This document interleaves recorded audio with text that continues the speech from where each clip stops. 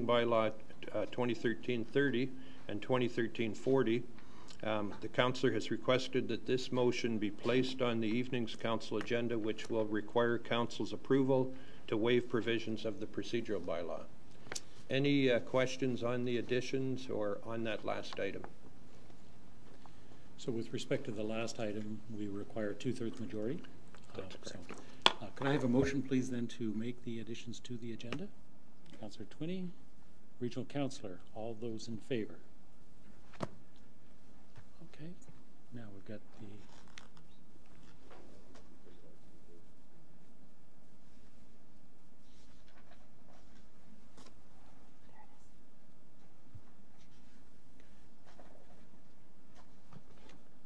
There we are.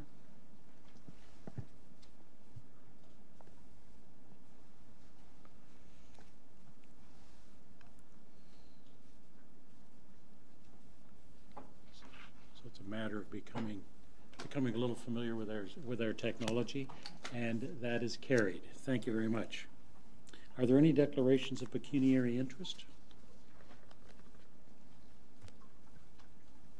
Being none, then let's go forward to the first item of our presentations, and I'll call on Beth Sinyard, our curator for the Elman Campbell Museum, to present the 2017 High School Art Contest Award recipients. Beth, and I'll ask members of council to join me in the circle.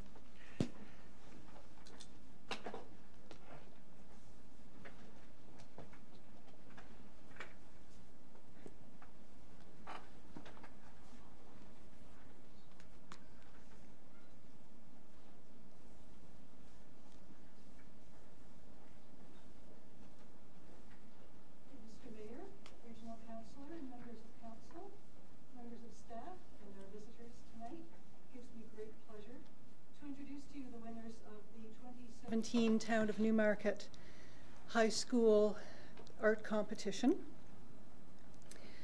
The artwork is currently gracing the halls here at the municipal office and will be on display until April 14th. And once again, we've had some wonderful artwork submitted. Our judges said that they really had their work cut out for them. So I will call out each name, and after you have come up and received your award, I would ask you please to stay off to the side for a few minutes, and then we'll have a group picture taken. So, in the category of acrylic and oil, the winner was Leanne Hollingworth from Huron Heights.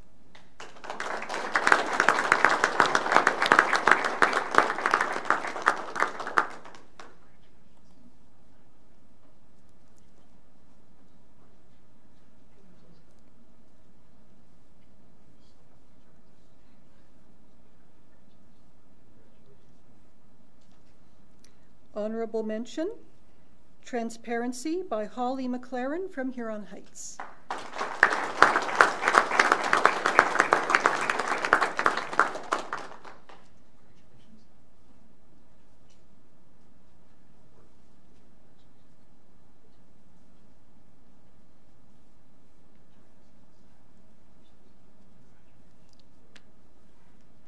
In the category of dry medium, the winner, Weave Drawing by Serena Park, Huron Heights.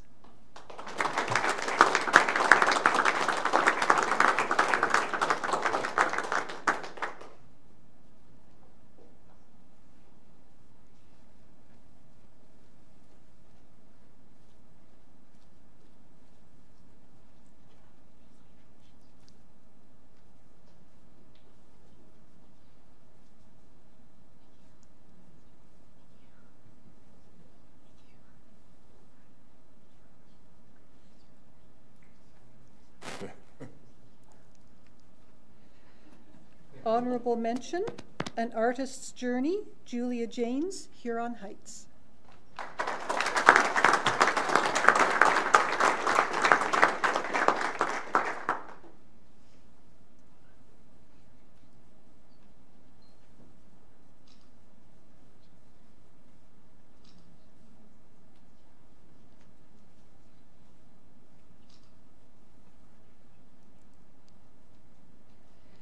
In the mixed media category, the winner, hope I pronounce it correctly, Perel Urbel by Sophia Mills, Sir William Mulock.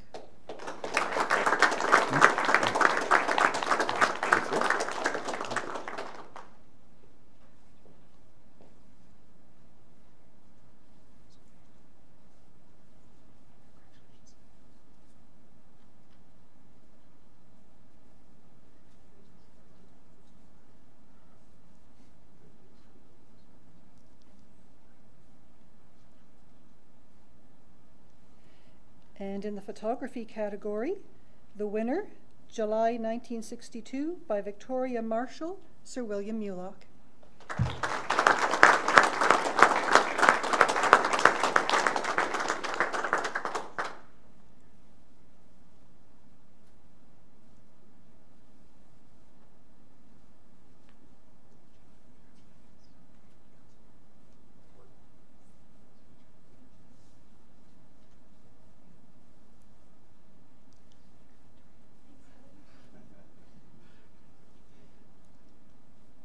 And honorable mention in photography, doubled by Sabrina Kauk, Sir William Mulock.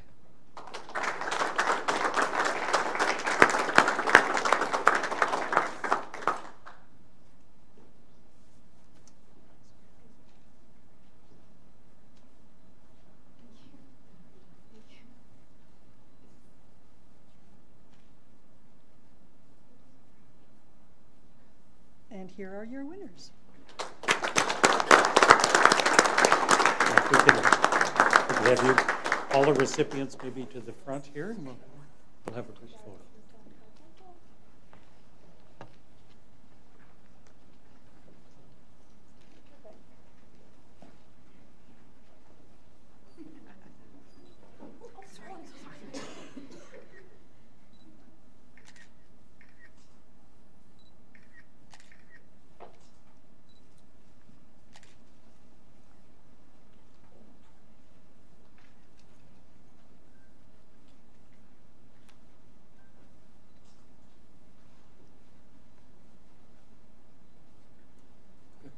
Okay, congratulations.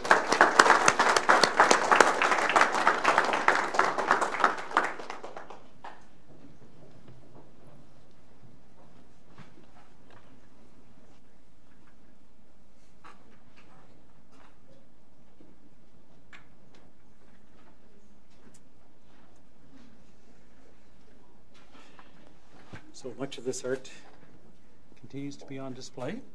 So congratulations to all the artists. I'd invite you to stick around for the next presentation because it talks about all the great things that are happening in our hospital. And then after that, it gets fairly administrative. So I would acknowledge that people may want to get home. Our next item then is a presentation. Councillor Kerwin. Yes. Just a brief note on this. It would be remiss of me not to mention Beth Sinyard, who is the curator of the Elman Campbell Museum and the only curator that we've had since its inception. We met originally at the fire hall and we moved to the office specialty building and then to the registry office on Main Street.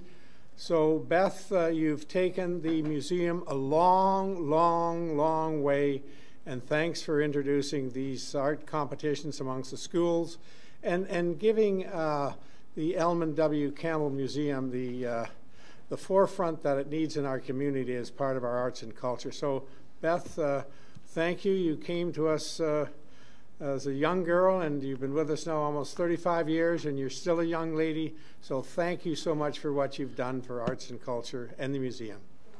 Thank you. Well said, Councillor. Appreciate those comments. Dr. Williams, if you'd like to come forward and talk to us about our hospital. Now, I understand that it may take a little more than 10 minutes, so why don't we start up and permit an additional 10 minutes? Councillor Kerwin, seconded by Councillor Vague. Just put that motion on the...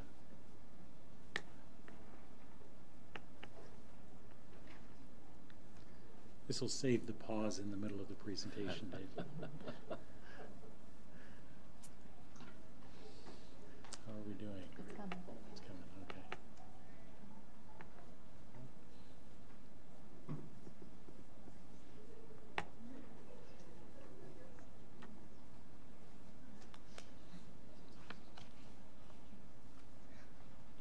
All set?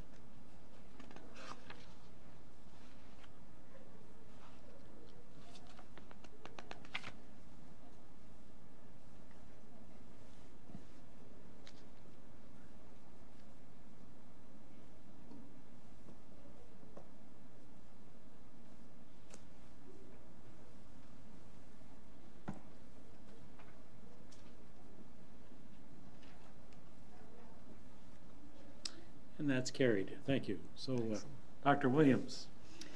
Well, thank you very much, Mayor Van Bynen and members of the Newmarket Council. I am absolutely thrilled to be here tonight, and I'd also like to introduce to you Joanne Ryder, our Director of Corporate Communications at Southlake. And let me start by congratulating all the artists, the winners, and their families. Really, really impressive exhibits of artwork tonight.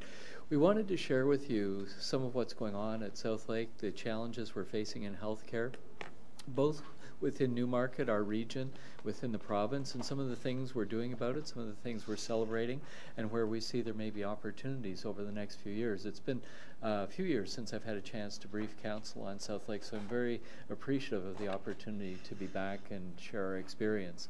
As you know, at Southlake, we're very, very proud to be your community hospital. And we are also totally committed to providing world-class care close to home, which in our case means we've done world's firsts. Not only are we able to retain that community-based hospital feel, but we're able to do that in a manner that delivers tertiary and quaternary care that would be analogous to what one would receive at Sunnybrook UHN or some of the major teaching hospitals in Ontario. And we're very proud to be able to do that. We could not do it without the support of our community, and we're very grateful for that support. The challenge we face in the system, though, is healthcare is exceedingly complex. And we look at this from the patient and the family perspective, and we think about what we as an organization need to do to be able to work collaboratively with community-based organizations to provide a more seamless patient experience.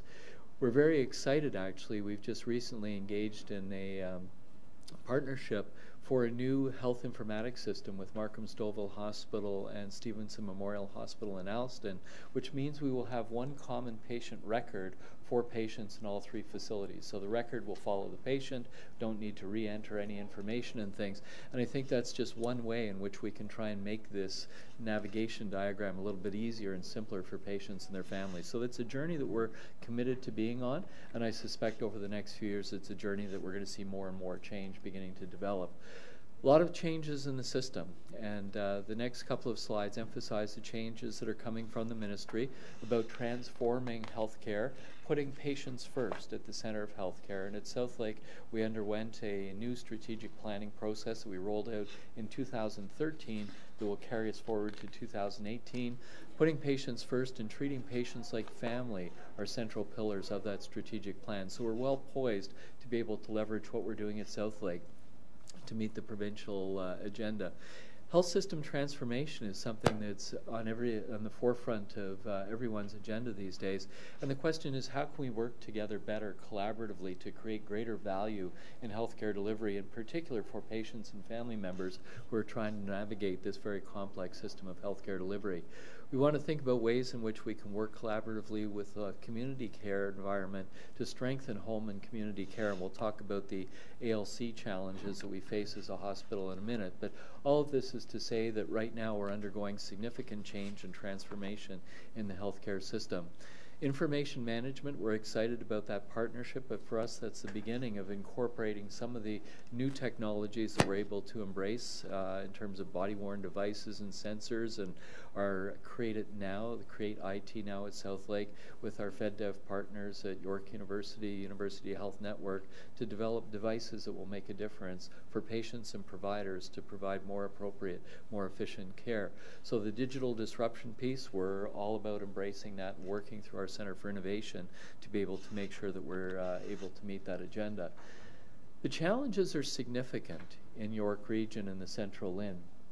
If you look at the total catchment area for Southlake, and keep in mind we provide care for members of York Region, but we also provide care for members of Simcoe County. And we're the regional cardiac program that provides advanced tertiary quaternary cardiac care for the North Simcoe Muskoka Lynn, and we're also a regional cancer center. So our catchment area is very broad. But if you focus just simply on the Central Lynn demographics, we have 1.8 million people living in the Lynn, 13.2% of the province, and this is an area of rapid growth, and you would know this better than I because you live this every time the council meets. But we're looking at a population growth in this area of 20% by 2021. So our goal at Southlake is to be able to make sure that we're well positioned to serve the community today, and that we're thinking about what we're going to need downstream to be able to serve the community in the future. 40% of the Central Inn residents are age 65 to 74, and at age 63, I'll be the first to say, 65, you're still quite young. But this is an aging population, and when we focus on people beyond age 74, we've got people in their 80s and 90s, many of whom have one or more medical conditions that Southlake is their home hospital for. 48% of our residents are immigrants, so making sure that we have the capability of providing on-site translation for patients and families so that we can provide the care that they need in any different language is very important for us as well. So we're excited to be able to meet these challenges. Remember, I came to Southlake in 2011, and if you go to the lower left-hand corner of the screen, you'll see our emergency department visits today, 106,000. When I came in 2011, they were 70,000. Arguably, our emergency department was built and designed to see a volume of patients around 70,000. So right now, we're over capacity, and I would expect that by the end of next fiscal year, we'll be beyond 110,000 visits in the emergency department. Very vibrant hospital, 408 beds, of which we are always in excess of 100% occupancy. Sometimes we're at 110%, sometimes we're at 120%, but typically at Southlake we could have 440 patients, and you're probably wondering how can you have 440 patients in 408 beds? Because we open up additional rooms in the hospital to provide patient care areas. This is clearly not optimum from our perspective, so again we need to plan for the future, and the planning is significant. It does take a significant lead time, so right now we're having discussions about how we can work internally and work with Lynn and the ministry to get us that capacity that we're going to need in the future. I'd be remiss if I didn't point out the volunteer hours, 128,000 volunteer hours provided by 950 volunteers, close to 1,000 volunteers, and we celebrated over 1 million volunteer hours over the past decade, and we're very grateful and very appreciative for that. You've probably heard about a category of patients referred to as alternate level of care patients. These are individuals who were admitted to the hospital for a number of reasons. Typically they have one or more medical conditions. Usually these are chronic medical conditions, and often many of the ALC patients are in fact elderly patients as well. And they are officially discharged from the hospital, but they stay in the hospital. And they stay in the hospital waiting for placement in the community. That could be going back home, it could be long-term care, it could be nursing home, etc. So there's a wide range of destinations for these individuals. But over the last couple of years, we've seen a growing increase in both the number of ALC patients and the length that they're staying in our hospital. This is not unique to Southlake. In fact, this is a problem shared throughout the whole province, and we're working collaboratively with the Central Inn to be able to help solve the problem, because the solution is complex and the solution requires working together collaboratively with community-based agencies. I would point out, though, the longest stay for one of our ALC patients is 407 days. And I think all of us need to understand that through collaborative activity, we have to address this issue. When you stay in a hospital more than a year, I would say that you're actually living in a hospital. And these are the most expensive beds in the system, so we've got to figure out a different way of doing this so that we can actually get these patients into a more appropriate care environment, and we're working closely with the ministry and the LHIN to be able to do that. If you look at our performance, we're very proud at Southlake of our strategic plan that speaks to treating patients like family, our vision of shockingly excellent experiences, but we rank our care and evaluate it in the context of good, very good, and excellent, and we're reporting only on the excellent, very good category. So depending upon what school you go to, this is a straight A mark, or it's a high B plus, an A, etc. But we're very proud of the fact that 61% of our Southlake users refer to the quality of services in our immediate catchment area as very good or excellent. And you can go down the list. Newmarket, of course, is in our primary catchment area, and what we've learned from this information is that there's benefit in us going out and speaking to our broader catchment area, engaging and helping those communities understand what we do at Southlake, the scope and the breadth of services that we're able to provide. what do patients say about Southlake? And we just did a 6-month survey with Environics to go out into the community, and we asked people how people think about Southlake. And we've heard a number of very positive things about Southlake, some of which we've listed here. We've also heard where we have opportunities for improvement. And like every organization, nobody's 100% perfect. We're very proud of our achievements, but we want to learn how we can do things better. And one of the core values at Southlake is to be able to speak up, and we want patients and families to speak up and give us any ideas on how we can provide better services and better care for our patients. So we're going to transition to the YouTube video now, and I just thought I'd share this with you because from my perspective, this is really what we're all about at Southlake.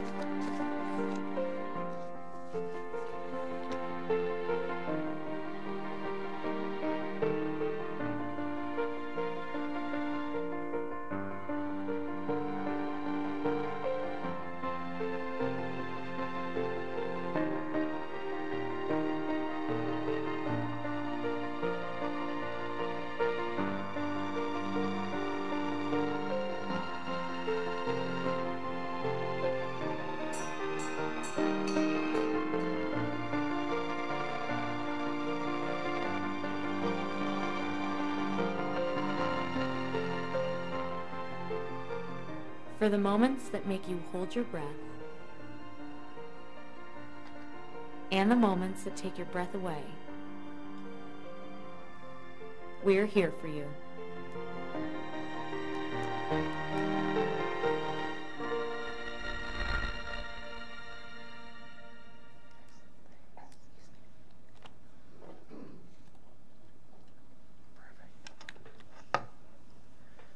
Thank you very much for helping me with that seamless transition. You know, the movie is intended to share with everyone that has a chance to see it that we are truly committed to treating patients like family. The bell that you saw in the movie gets rung when somebody finishes their course of treatment for cancer. And recently we had a young boy ring the bell with Batman by his side. And that's something that we're very excited about, where we can actually do things that are a little bit unique from a healthcare perspective. I alluded to our last hospital strategic plan. Renewal of this is coming up in 2018, but the last time we went out into the community, we spoke to between 1,500 and 2,000 people, and this is some of the things that we heard. Everybody we talked to wants excellent acute care. They want that exceptional patient experience, which is why our vision is to provide shockingly excellent experiences for our patients, our people, and our partners. We want seamless care transitions, not the spaghetti diagram that we saw, but an easy way to get into the hospital from a referral basis and an easy way to get information back to family doctors.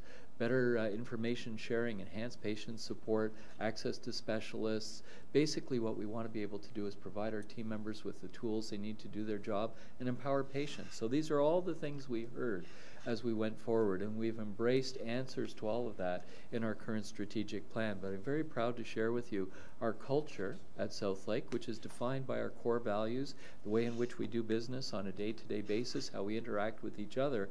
And our culture is all about working together collaboratively in an environment of compassion, innovation, and excellence to basically create opportunities out of seemingly impossible challenges. And we're very proud of that, that we are able to do that. And we've overcome many significant challenges over the past 5 years, a time of economic restraint in which we've been able to go forward and do some amazing things. Vision, the hospital is to provide those shockingly excellent experiences. In our mission statement, I just wanted to share with you the one word at the beginning: together. Healthcare today is all about collaboration, working together to find solutions. We work together collaboratively with the LHIN, the CCAC to find solutions to our ALC challenges, and we're working together collaboratively with other healthcare partners in our community to be able to provide the best possible care for our patients. Our core values, we live these on a day-to-day basis. They define our culture. We added a new one about 3 years ago now called Speak Up, and we want patients, families, staff to speak up for safety and quality, or speak up for any reason that they feel is appropriate at South Lake, so that we can make sure that we're doing our best for our patients and our families. We have won a number of awards, and because of our commitment to a culture of quality and safety, we are one of Canada's 10 most admired corporate cultures. We won the Passion Capital Award, in the past one of GTA's top employers. We've been accredited by Accreditation Canada twice with exemplary standing. We've won Corporate Communications Awards, and we've won a Health Informatics Award that was given by McKesson US for the great work we've been doing in safety and quality with our health informatics system. So, remarkable team doing great work for an outstanding community on a day-to-day basis. And I'll just close by saying we are relentlessly committed to developing that ultimate patient experience to make sure that we're providing our best for everyone in the community. We're looking forward to our upcoming run and walk for South Lake. It's Sunday, April the 30th, and we're very grateful to the town of Newmarket for letting us close Davis Drive for that period of time so that the runners and walkers can finish underneath the arch of the hospital. It's the first time we've ever done that, and so far this year the registration is really ramping up in an exponential manner. We've got more registrants this year than we had last year at this time. We're looking forward to a great day. Thank you so much for your support and the support of the community, and I open it up to any questions. I have Councillor Vague, and then I have Councillor Twinney. Thank you very, very much, through you, Mayor. First, Dr. Williams, thank you very much. Thank you for everything you do and everyone at South Lake does. My daughter was born at South Lake, the beginning of her life, and my father-in-law had his last days at South Lake, and throughout the whole life cycle. The staff and the people there at South Lake treated us with nothing but respect, warmth, and understanding. So love, in other words. But I do have a question regarding the alternative level of care patients. These numbers are shocking to me. Now, this is a January 6th snapshot, but this is one of the most impactful days. So can I assume from this chart that shows that 380 of the beds were occupied by people that perhaps if there was an alternative place for them to go, they wouldn't have been occupying those beds. Now, is that a typical daily number, or is that kind of really out there? Do you know? Those numbers have been increasing over time. So when I started at South Lake, we would have between 20 and 30 ALC patients at any given time. That was July in 2011. Right. And from there, that would be our in quote norm. From there, we've grown to a new norm of between 60 and 70 ALC patients. And a very tough day for us would be when we see ALC numbers up around 80 patients. Okay. At any given time, you know, if you went through the hospitals in the Central Lynn, every hospital would have 60, 70, sometimes 90 ALC patients. If you look at Humber's data for ALC, sometimes they're over 100. Mm-hmm. So this is an issue that we all face in the region. And I think the solution has to be not only a municipal, but a regional solution. It seems to me, for what you're saying, if there's a alternative, we'll call it housing or care facilities, that would free up, because I imagine this is the most expensive care available, and many patients, if not most of them or all of them, would get the care they needed in an alternative facility for a fraction of that cost. Yes, there's no question, and the ministry is working on this, the LHIN is working on this, we're working on various solutions. Broadly speaking, though, when we're confronted with an aging population, we should be asking questions about the availability of resources for long-term care in the community, the other community resources that we need to take care of patients at home. Right. And, you know, in many households, both the individuals in the house work.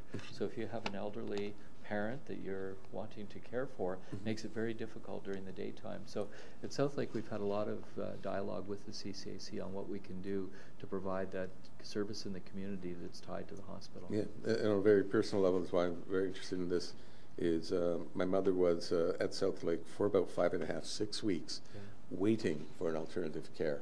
And it was quite frustrating for everyone. And we were surprised at how long she had to stay there, not because she required the medical treatment it provided at South Lake, but because there was nowhere for her to go. So you've lived the experience. I've lived the experience. When you live it firsthand, you recognize that something in the system has to change, Yes. and that's what we're working collaboratively to be able to address. I suspect it will take time, but we had similar challenge in 2012 that we had a home first methodology back then. That worked really well for about 2.5 years, and then now the numbers have started to creep up again. All right, thank you very much. Thank you. Councillor Twinney. Thank you. Thank you for the presentation. Just to kind of add on from Councillor Bay's comments, you know, I mean, I think all of us have personally been involved with Southlake, and myself as well. Having my mother go through the cardiac program there and surgery there and the cardiac program, unbelievable, incredible, you know, program there. And having my father actually is in the hospital now and has been there for 7 months. So going through the whole process and knowing the challenges firsthand, you know, I've learned so much by being involved with the hospital and finding out what those challenges are for someone of my father's capacity that's extremely elderly and you know, not, you know, obviously has a lot of medical needs. But I guess one question, first before I go on to my question actually, is I do want to make a comment about how amazing the staff are at Southlake. Unbelievable. They take care of him like family. So I just want to say, you know, how wonderful it is. Thank you. So I don't, it's family, right? Yeah. But I do have a question with regards to, and I think, I don't know, you know, if this is a problem, and so it seems to me that to get him, say, for example, get patients out of the hospital into another facility, whether it's long-term care, they have, it's called like emergency long-term care. They cannot get out of it through the hospital. They need to be out of the hospital before they can get that emergency long-term care placement.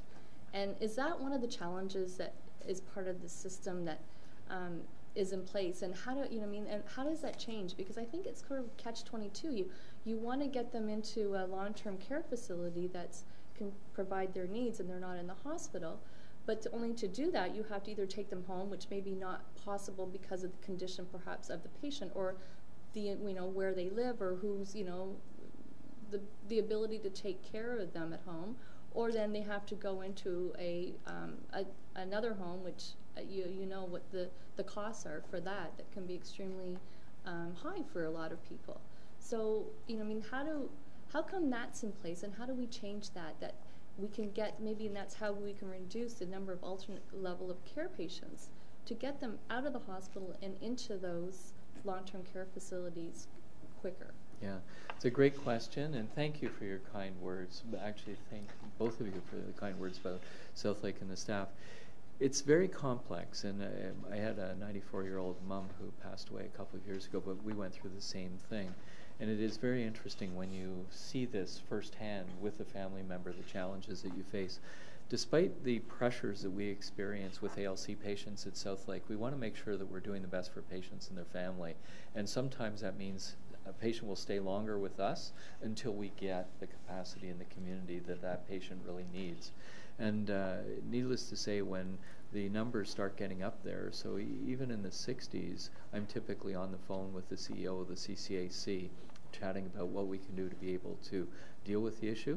There's a couple of factors. When somebody comes into the hospital, often you can anticipate who will become an ALC patient just by virtue of the complexity of their issues. So we try and identify as soon as we can those individuals who could be potentially ALC patients. And then from a hospital perspective, we want to make sure we've done everything that we need to do, all the paperwork, all the referrals, all the engagement with CCAC, so that there's not something that we have not done that requires the patient to wait in the hospital any longer. So for the last 3.5 years, our hospital-related reasons for ALC delays have been 0. And I'm not in any way trying to say that it's all in the community. It's working together. And the biggest single issue that we face is creating that community capacity. So right now we're in dialogue with the LHIN, and literally every time we have a LHIN CEO meeting, we're talking about ALC capacity in the community and what we can do to be able to provide those appropriate resources for patients. Some of these patients are not necessarily elderly. Some of them are actually younger. And over the past few years, we've seen a growing number of elderly patients who very sadly not only have medical issues, also have dementia. and they have an overlay of aggressive behavior that's related to their dementia. And those particular individuals, again, there's really nothing in the community where they can go, so they tend to stay longer at Southlake where we find destinations for them. But I think it is a complex problem, and it bears an awareness at the municipal and regional level and ongoing activity at the LHIN between the hospital, the LHIN, CCAC, and as you know, the CCACs are merging with the LHINs. Now the LHINs are taking them over. So I suspect once that gets taken over, then we'll see some more traction in the ALC issue. Thanks. Thank you. Thank you for the information, and yeah, we're working on getting them into a nursing facility, but it's a long process. But I just want to say how wonderful the staff look out for him and take care of him and take him under his wing and treat him so wonderful. So. Yeah, thank you for saying that. I too am very impressed with our staff. What's unique about Southlake is it's the staff. And it's the fact that everyone in that organization is truly committed to treating patients like family, because you know what? In many cases, they could be family. They're certainly friends and neighbors and things, so because many of our staff live in the communities that we serve. So we're very committed to providing the same level of tertiary quaternary care you get in a major teaching hospital in an environment where you're treated like family. Thank you. Thank you. Councillor Bazant. Yes, thank you, and thank you very much, Dr. Williams, for not only your presentation, but for your contribution to Southlake. We know that you're going to be starting a different journey in retirement, and wish you all the best for that. But I just wanted to thank you for what you have done and what you've brought to Southlake and to the mission, to the vision, and the culture and values. And speaking as somebody who is a community partner, works for an organization that is a community partner, although I can certainly echo the accolades about the frontline staff, I think we often don't see the behind-the-scenes work that the other staff are engaged in the community, working with community partners, trying to develop and identify solutions.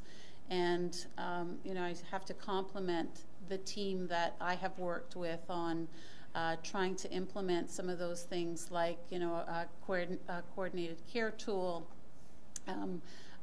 planning for support to family caregivers, who, as we've talked about, are so critical to making sure that people are cared for not only at home but even in the hospital. They have a role there. And just a number of initiatives that we've explored with Create It Now and the team that really, I think, is not something that is necessarily known or seen, but it's all part of how we work together as an ecosystem.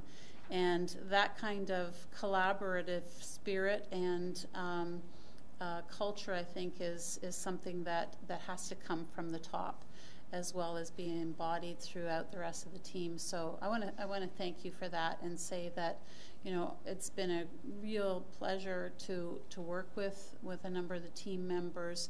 We still haven't figured things out, but I think certainly we're looking at how we can be innovative together to address not only the ALC issue, but to collectively make sure that people and patients are first, and that family members are given the accord and the support that they need as well. So I just want to thank you and your team for that. Well, thanks very, very much. There's so much to be proud of about Southlake, and it's not just for us as a hospital to be proud, it's for all of us in the community to be proud. Southlake is the most cost-effective hospital, the most efficient hospital in the province, with a budget of more than $250 million. That's unbelievable. Our financial performance is fantastic.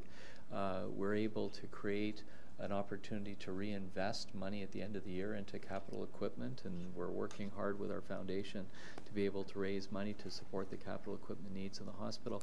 But notwithstanding our ability to run healthcare efficiently and create value for the system, if you look at our safety and quality numbers, our hospital standardized mortality rate is generally around 70.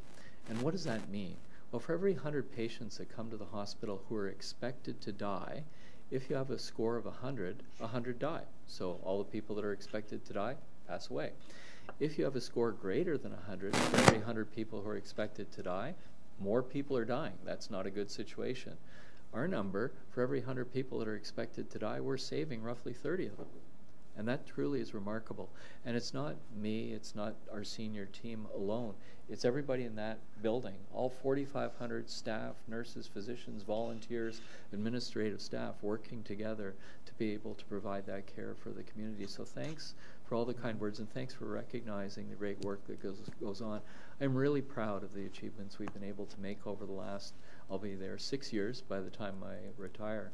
And I think the next phase for Southlake will be equally exciting. It's going to be a really, really exciting time going forward.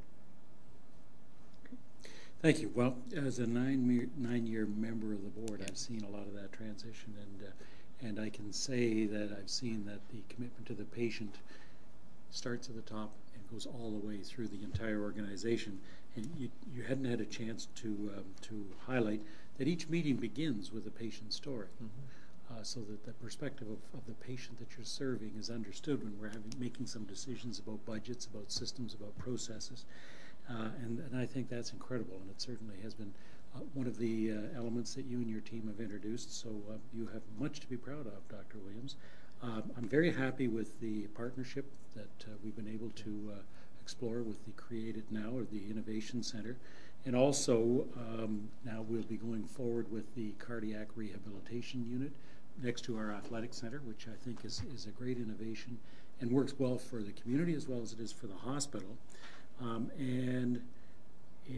want to give you a few minutes to talk about the hospice project and where we are, because it's an opportunity to let the community know what we're doing and an opportunity for them to support that.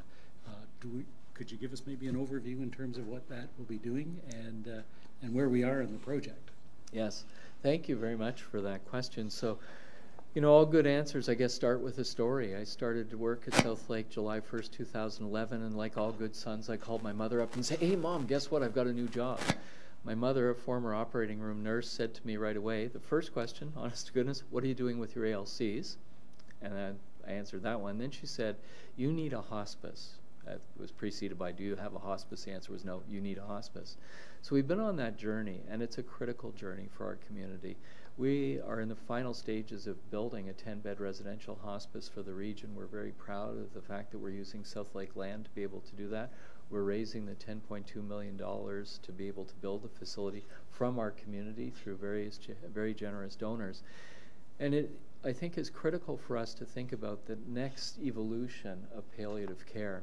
We spend a lot of time focusing on how we enter the world. It's very uncomfortable for all of us to talk about how we exit the world. But providing the appropriate facilities to be able to do that, creating a residential hospice where families and loved ones can be with their loved ones at that very difficult time for many of us, we believe is actually fundamental. So we've put a lot of our resources into this. The first patient will be seen in November of this year. If you haven't had a chance to drive by, it's really exciting to drive by. Every time I drive by, the place is getting bigger and more things are happening. And over the next few months, we will be having a series of hard hat tours, so you're more than welcome to join in on any one of those. But it is our commitment to be able to provide that appropriate end-of-life care to families and loved ones for our community, because we are a community hospital and we want to be able to provide the whole scope of services. Because of our commitment to palliative care and hospice, we have a third-year residency training spot for family doctors to be trained specifically in palliative care medicine. The University of Toronto was up visiting with us today. They're very proud of the fact that we are doing this. And we're optimistic that we'll be able to get funds to support an endowed research and academic chair in palliative care medicine. So again, we can build on our capacity not only to provide the appropriate care and state-of-the-art care for patients at end of life, but to be able to do research on it and to be able to teach others how to do it well. So thank you very much for that question, and you know, we're thrilled to be able to provide this service to the community. Great. Thank you. Councillor Kerwin. Thank you, Dr. Williams. I'm no stranger to you. Thank you for the work that you've done for the hospital. It's for the hospice. It's been a long time, and publicly, I'd like to thank the residents along Queen Street for their support of the hospice and all the work that you've done. It's a journey that's taken us a long time, but I was by there today, and it really blends in with the community, and you've done a marvelous job with that, and once again, thanks for coming to my home and discussing the hospice, and it will be completed, I hope, before you retire. And yes. Congratulations once again on your retirement, and I hope you're there for the opening. Yeah. Because you were there when we put the shovel in the ground, so I would love to see you there when we finish it off. And thank you, Tony, for all the work that you're doing to raise the money that we need for the hospice. So we couldn't do it without the two of you. Thank you. And we're certain to have a team for the South Lake Run. So, Yeah. so any of our listeners who are willing to support any member of this council as part of the South Lake Run, certainly feel free to contact our office. Motion to receive the presentation. Thank you very much, Dr. Dave, for the time that you've spent and the way that you've helped our hospital grow to provide the service levels we've come to accept as standard. Thank you very much. Councillor Kerwin, Councillor Twinney. All those in favor?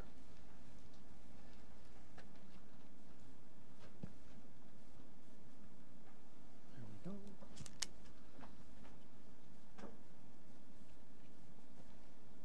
So you have to stay until we get all the check marks. And that is carried. Thanks again. Thanks very much. Thank you. On the 30th. That's absolutely. Okay, next item is deputations, and we've had no requests for deputations at this point. The approval of council minutes of March the 6th. Can I have a motion, please, to accept those minutes? Councillor Quappies and Councillor Twinney. All those in favor?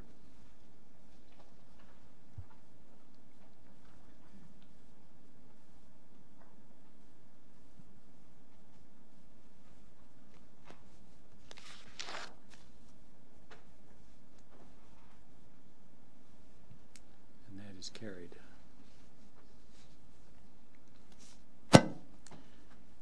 Next item then is the closed session of the March the 6th meeting of council, and that could I have a motion then please to approve those minutes?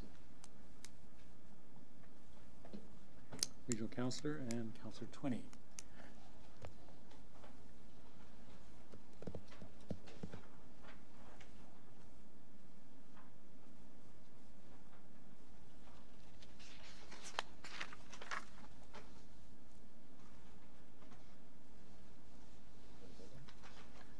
And that is carried. During that closed session, council received clarification and asked questions regarding litigation and potential litigation, including matters before an administrative tribunal affecting the municipality. And that was with respect to a joint corporate services and legal services report number 2017-4, dated February 23rd, and it regarded 178 to 194 Main Street South. Reports by regional representatives. Thanks very much. Just two things I wanted to highlight today. One is that I think I updated council and members of the public a meeting or two ago about the working through the DC review at the region. And there was some discussion and some adjustments that were being sought by members of regional council and other members, stakeholders. There were some changes that were made to the DC bylaw. They were the modification of some existing projects and the budgets related to them, and the addition of some projects. However, they were largely done within the same financial envelope, so there was little to no impact on the actual rates. So essentially, we're still in an environment where hotel rates are decreasing dramatically, 80%. Office is decreasing about 15%. Commercial staying about even, and residential is going up about 15%. When I say those numbers, keep in mind those are reviews that take place every 5 years, so those percentages are over a 5-year span.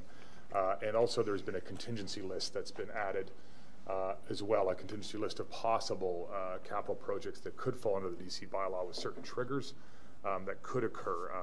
But they're also expecting another DC review earlier than usual in the 2 to 3 year range for various reasons, so this will all be revisited fairly quickly at that time.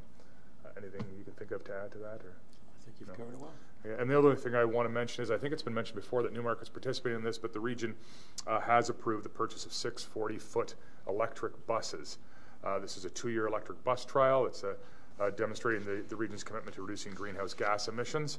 So the 2-year trial will measure the benefits associated with electric bus technology, including reduction of operating and maintenance costs, greenhouse gas emissions, and noise pollution.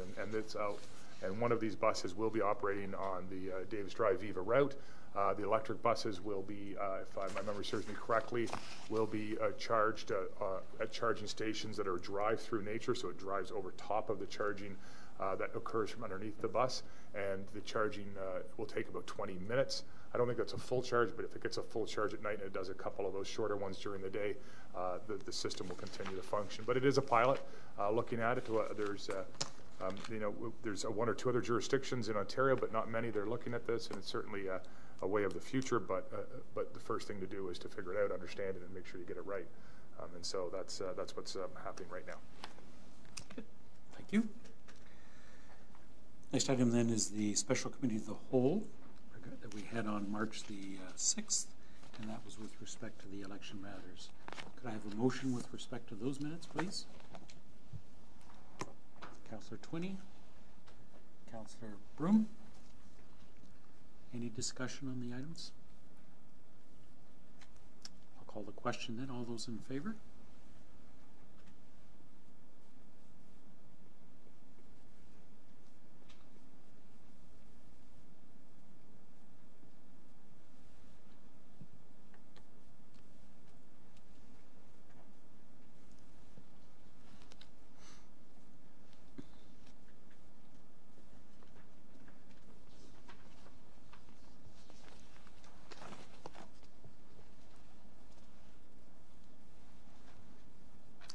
That is carried.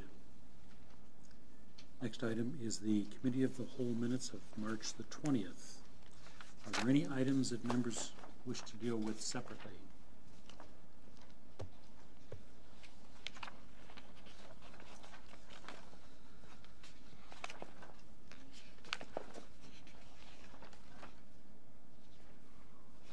No, we've received a bit of discussion under item number. We can deal with that when the bylaws come forward. Maybe that's the best time. Okay. Could I have a motion then with respect to the minutes and the recommendations of the Committee of the Whole? Councillor Quappies? Councillor Bizantz? Okay.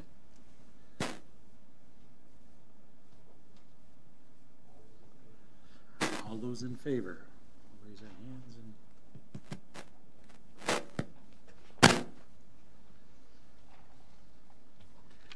see that. That's carried as well. Next item then is the Committee of the Whole closed session of March the 20th. The minutes are before you. Could I have a motion, please, to adopt the minutes? Councillor Kerwin, Councillor Broom. All those in favor?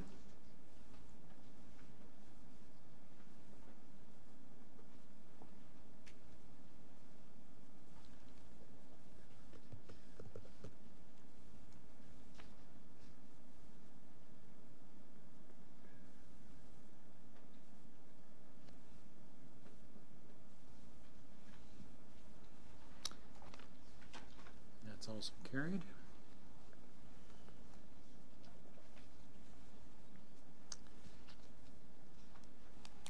Good. Next item is bylaws. Sorry. Yes, thank you. So there were 2 items in that report. The first item, number 1, was, could I have a motion with respect to that item? And that is that the Corporate Services, Legal Services Report 2017-6 dated March 20th, 2017, regarding litigation or potential litigation be received, and that staff proceed with the strategy set out in the report, including, in particular, deferring Council's December 5th direction regarding the creation of the site-specific zoning bylaw for 178-194 Main Street South, and an amendment to the Heritage Conservation District Plan, as that will be Council's position at the Ontario Municipal Board hearing related to 178 and 194 Main Street South. Could I have a motion to that effect, please? Councillor Quapis, seconded by Regional Councillor. All those in favor? That is carried.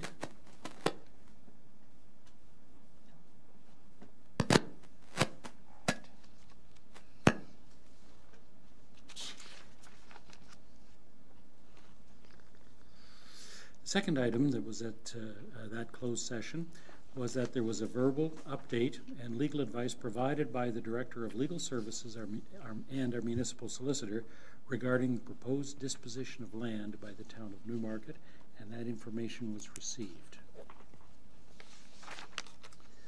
Next item then is bylaws. Bylaws 2017-13 through to 2017-17.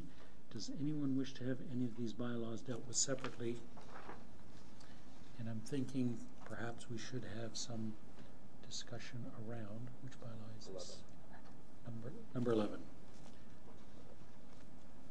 Can I have a motion with respect to the bylaws with the exception of bylaw 2017-16? We'll read the bylaws. Councillor Twinney and seconded by Councillor Quapis. Okay, Madam Clerk, reading those with the exception of number 16. Bylaw 2017-13 is a housekeeping amendment to the Municipal Parks Bylaw 2013-14. The amendment deletes section 4.6.1a, which restricts ski, toboggan, snowboard, ski bob, or sleds in parks unless posted.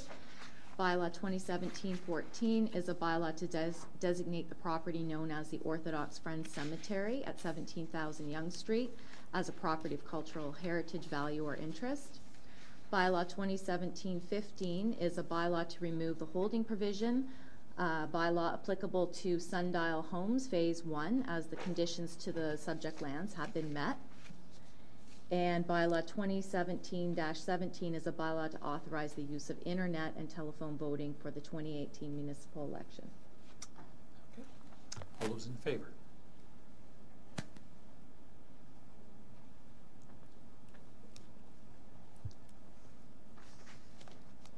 And that is carried.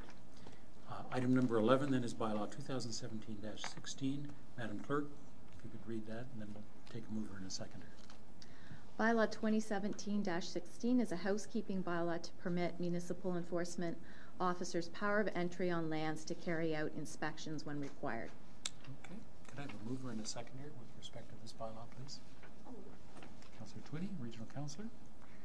Okay. Speaking to the I wonder if maybe just have an overview, and that's the reason why we dealt with this separately. We've received a lot of community interest, and so we'll invite some comments from the clerk so that there might be a better understanding of the process. Through you, Mr. Mayor, the power of entry is a provision that was included in the Municipal Act as an amendment through Bill 130 back in 2006. Since that time, the majority of our bylaws that have come forward that relate to municipal bylaw enforcement have included that provision right within the bylaws. So since 2006, we have been exercising that authority to enter onto properties when required. However, through our protocols and procedures that we've had established here in Newmarket for many years, we do always contact the property owners first and make an effort to reach out before we conduct any sort of inspections on properties. This particular bylaw, we call it a housekeeping amendment because really it is just looking after the bylaws that were passed prior to 2006 that don't contain this particular section within the bylaw, and really just allow the officers that authority if we ever need to use it. The intent is to still continue moving forward with contacting the property owners and making arrangements should we have a complaint on the property, or conduct inspections from neighboring properties. But again, it is a provision that is authorized through the Municipal Act, which we've had authority since 2006 to exercise. Thank you. Councillor Twinney. Yeah, as a mover, I'd just like to comment on this as well. And you know, I mean, there's certainly been a lot of discussion and comments through social media, and I've had some emails. I think it's important that people understand, you know, I mean, the scope of it, and certainly bylaw officers aren't just going to start, you know, entering into backyards of people's property for no reason. And as many of us all know, living in a community with the way the real estate market has been lately, we have noticed, I think all of us have noticed, a number of homes that are being purchased and they're up for lease, and a lot of them perhaps are vacant, and there's nobody living there. And certainly in a case of, there could be a situation where you know, a neighbor perhaps would have a complaint about perhaps a vacant property. Perhaps there's a swimming pool that's not enclosed properly, or there's something that they feel is unsafe, and there's no ability for you know, our bylaw officers to contact the owner or contact anybody living there if there's nobody there. And certainly I wouldn't want, you know, safety is the most paramount, and I think this is where this amendment is with regards to health and safety, and I think that's really important that the residents know that and know that, you know, I mean, I feel very confident that our bylaw officers aren't going to be just going around and going into people's backyards without any permission or anything. So I'm glad to see it come forward, and I think it's a timely, it's a good time to do it with, you know, I mean, for people for in situations of health and safety, and I think that's all we as a community would want to be. Is most apparent. So, thank you. Thank you. Regional Councillor is the seconder. Thanks very much. Yeah, similar to Councillor Twinney, I just want to make a couple. Before I do though, maybe I could ask the clerk just to comment on other municipalities that have similar wording or similar in their bylaws.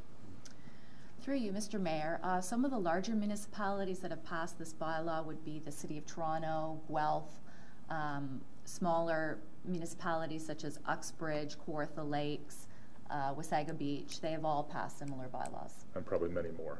Yeah, those are just the few I can name off the top of my head. Fair enough. Okay, thank you. Yeah, and so I just want to stress a couple things here. As was mentioned, there's a newspaper article. We've received a few emails from people with concerns about privacy or their rights, etc. And certainly I respect people expressing that concern and sharing that with us. But as was stated by our clerk, nothing is changing from today to tomorrow. This is cleaning up the wording of our bylaw to make sure it's worded properly vis-a-vis pre-2006. So we're still doing things the way we did them before. So if you haven't had an issue or this hasn't been a concern yesterday, it won't be one tomorrow. We're doing things exactly the same.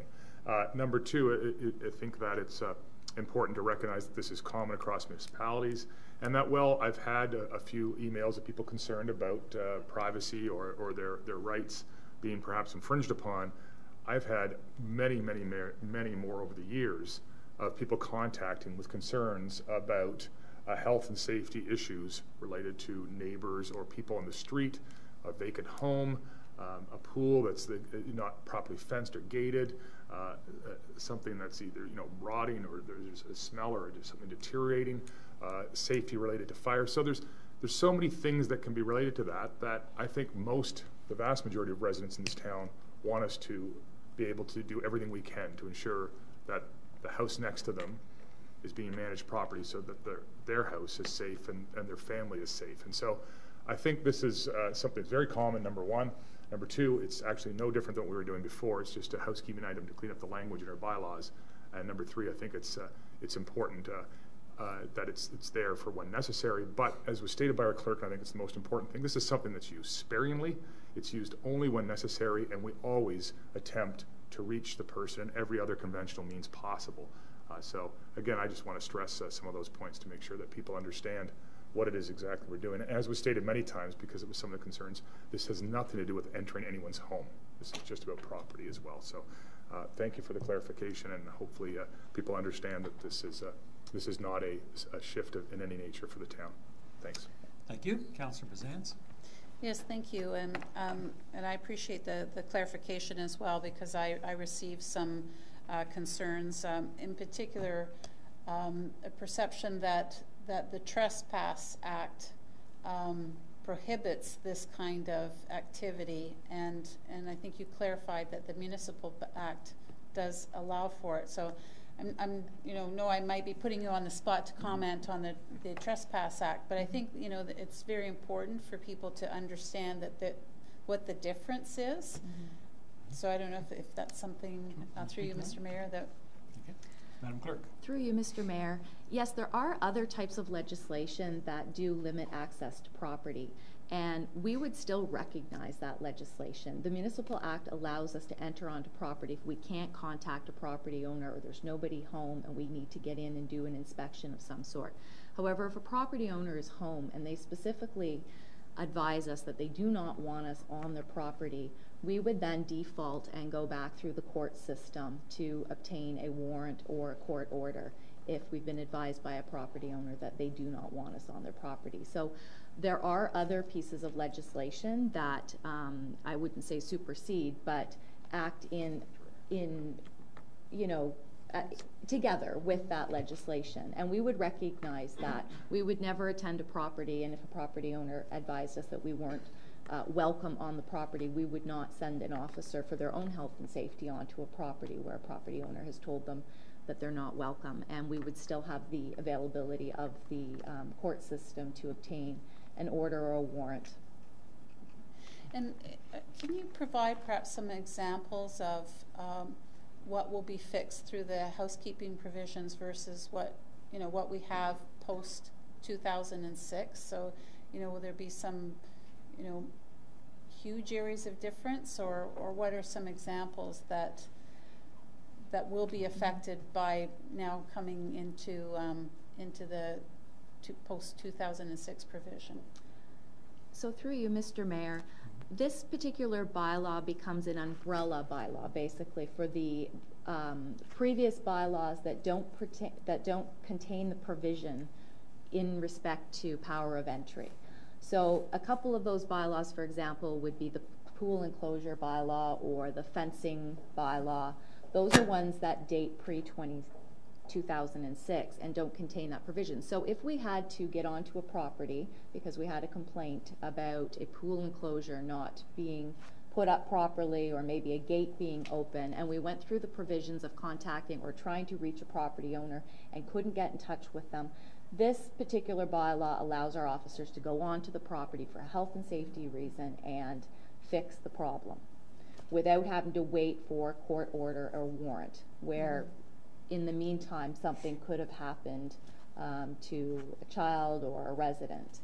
In the meantime, we will be, as you know, we have a legislative review underway right now where we have a multitude of old bylaws that we're working on updating.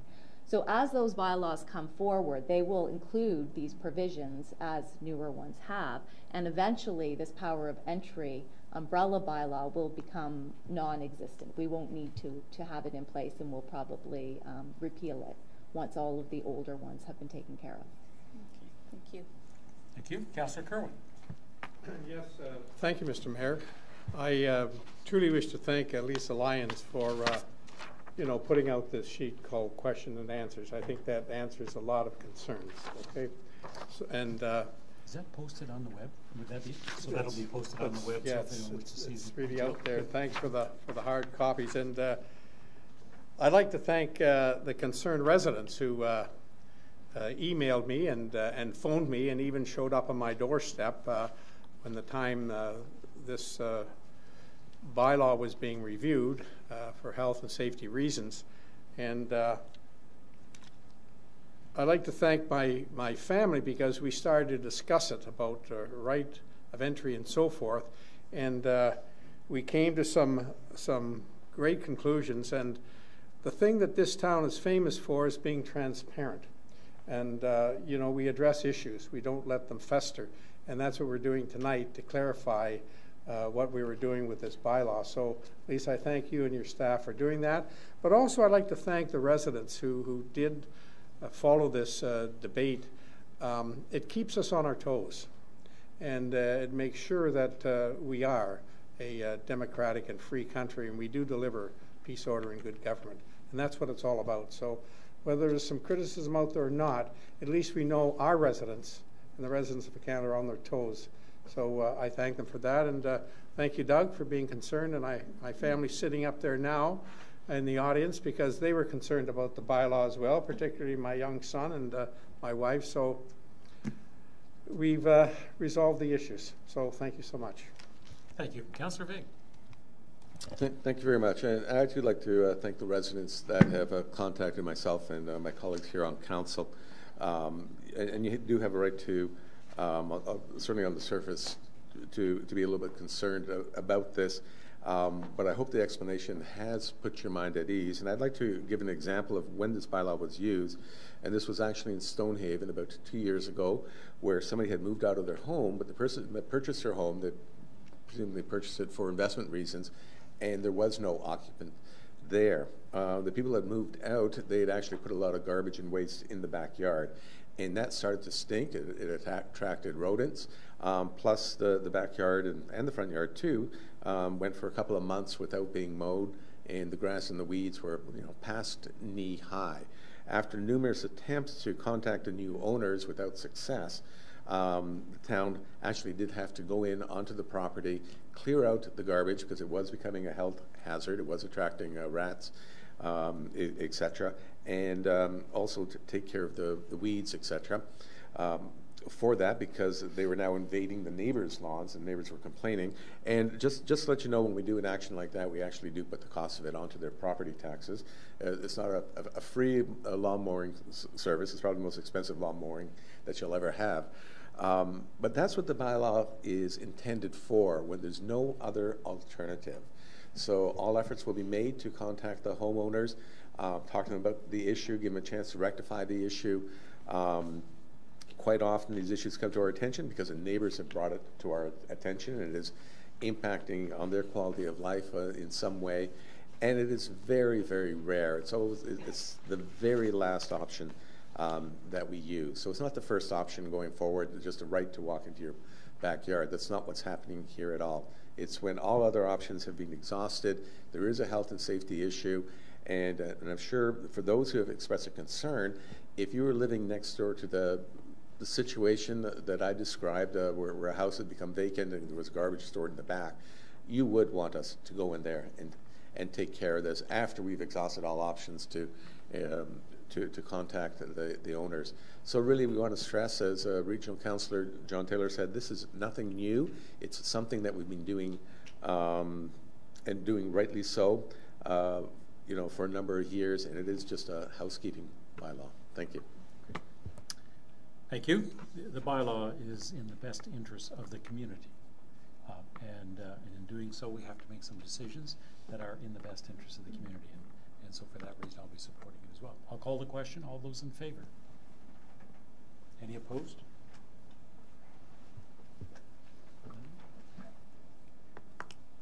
And that's carried. Thank you. I'm not aware of any notices of motions, but under motions we will deal with the motion that was put forward by Councillor Twinney. Do you have a mover and a seconder for that motion? Yeah. Move it. And Councillor Kerwin. Okay, the motion?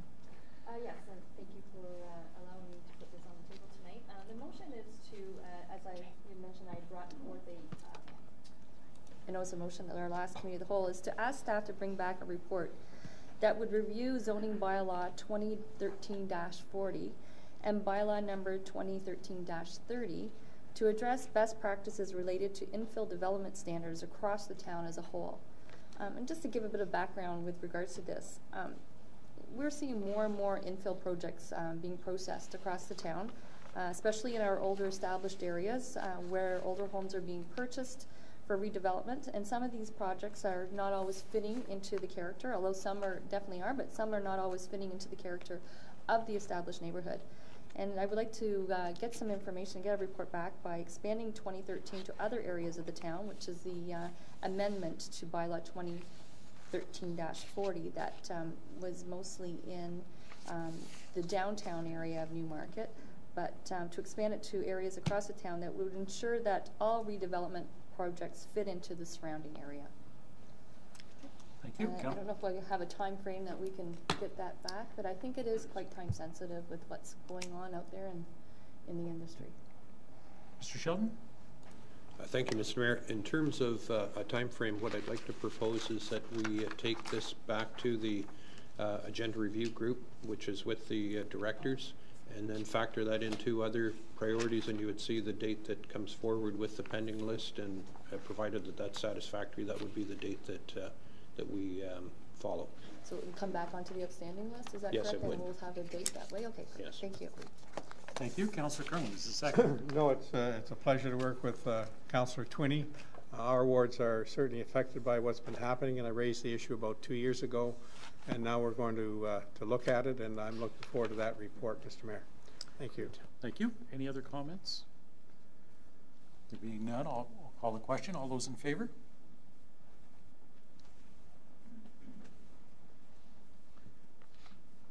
Any opposed? And that is carried. Thank you.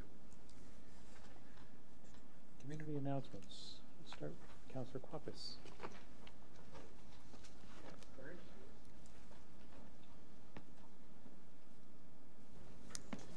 Thank you, Mr. Mayor. Come out to an interactive exhibit on the British Home Children at Newmarket's Old Town Hall, which is located at 460 Bosford Street, from April 1st to the 15th. The exhibit will focus on the British children sent to Canada between 1869 and 1939 to work as domestic farm workers.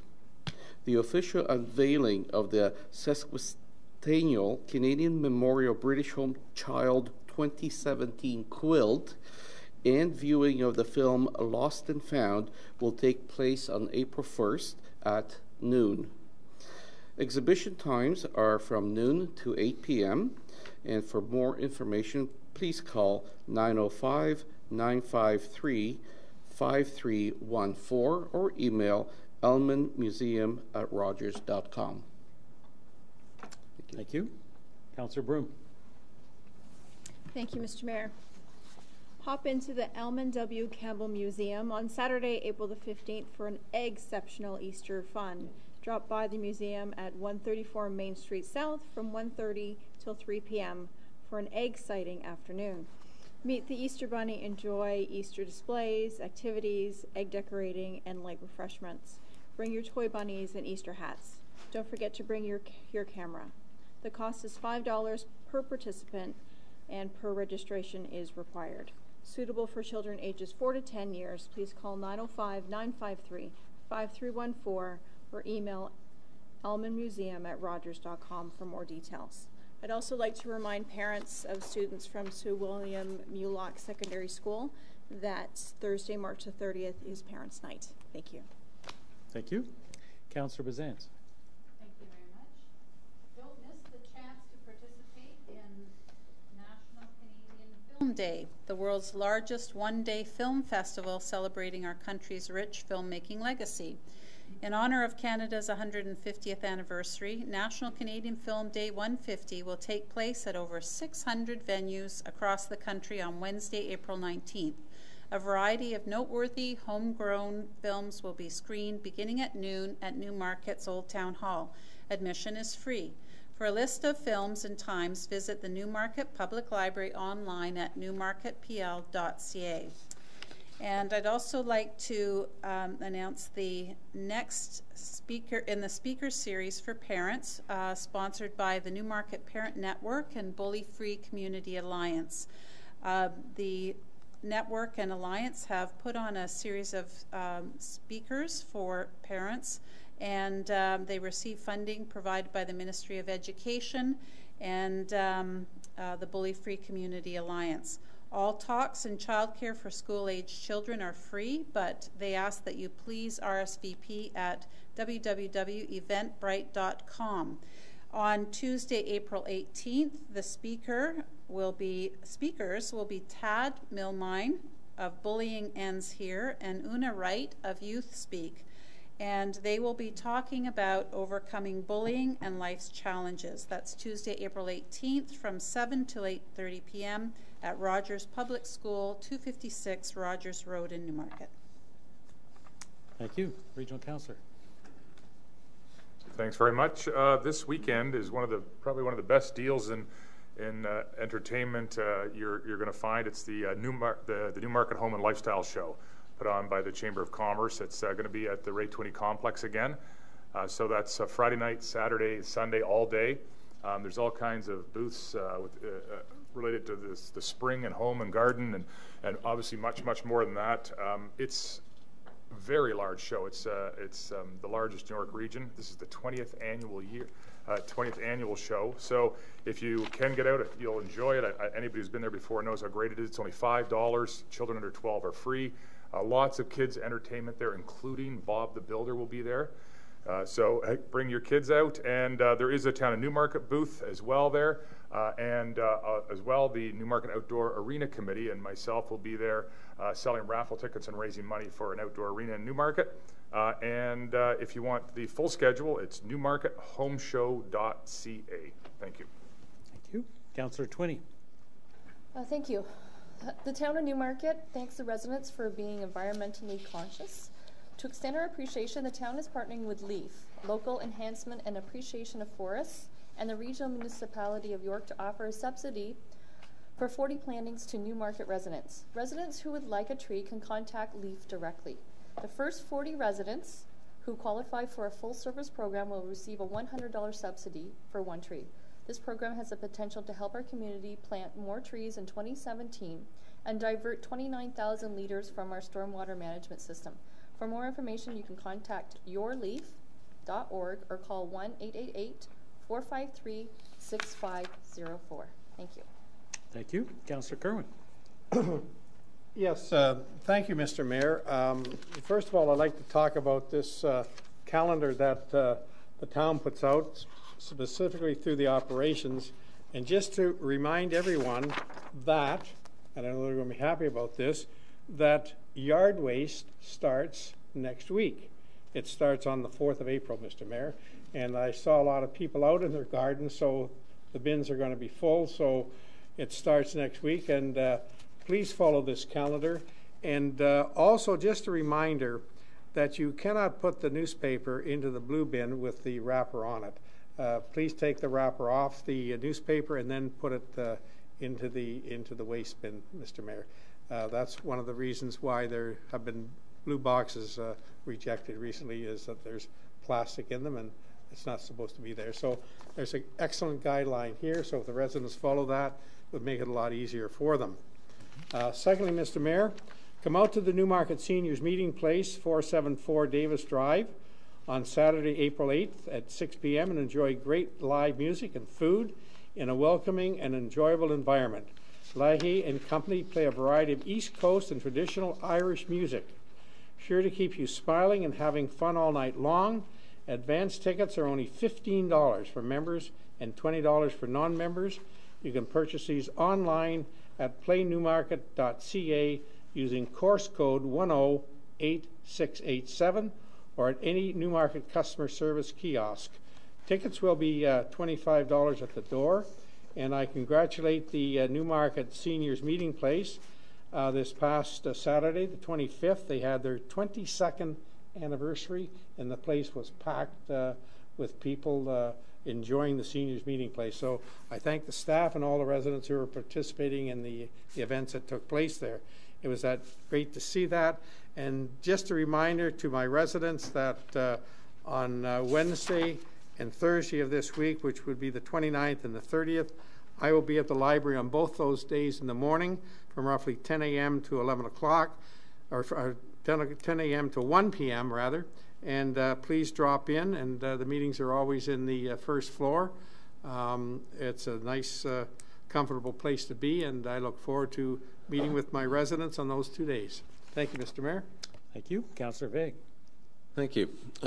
Ward 1 residents are reminded that we have our monthly Ward 1 community drop-in coming up on Tuesday, April 4th from 7 to 9 p.m. at the Magna Center. It's on the main floor. This is an opportunity for Ward 1 residents to come by, say hello, share their concerns, share their suggestions on how to make our community and our town even better. So if you live in Ward 1, I certainly invite you. Please come out next Tuesday, April 4th, 7 to 9 p.m. at the Magna Center. I'm looking forward to seeing you. Bye-bye. Thank you. A reminder to our residents that the town offices will be closed for Easter on Friday, April the 14th, and will reopen on Tuesday, April the 18th, and that our next council meeting is on Monday, April the 24th at 7 p.m. Any matters of new business? Being none, then, there's no requirement for a closed session. Confirmatory bylaw. So moved. Councillor Begg. Councillor Kerwin.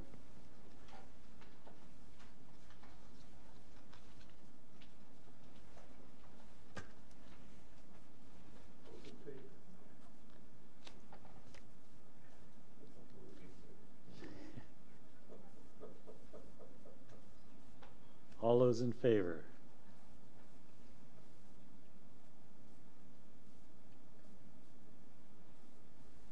That is carried. And motion to adjourn. Look to the left side of the house. Councillor Broom, Councillor Kloppies.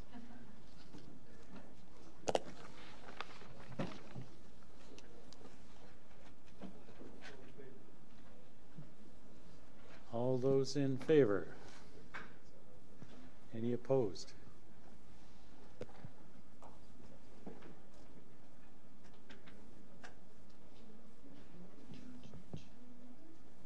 And that is carried. Thank you very much.